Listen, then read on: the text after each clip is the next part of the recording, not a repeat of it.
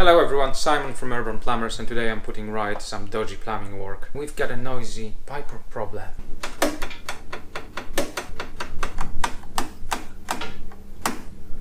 If you have a noisy pipework and you want to know how to sort it out, watch this video. It's about fixing clicking central heating pipes.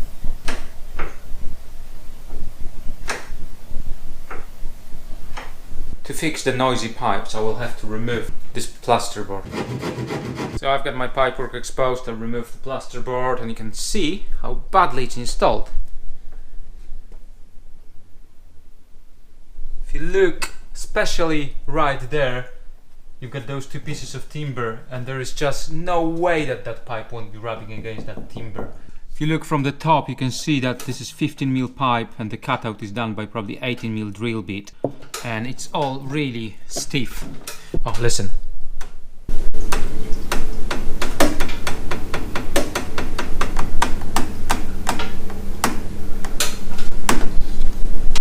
I could do two things. I could cut that pipework out, drill the holes bigger and run the pipework again, making sure it's loose within the stud work. Or I could cut those studs out with multi-cutter. It's pretty close to the wires there, so that might be a bit risky. But I think I'll manage to cut it all out around every single noggin.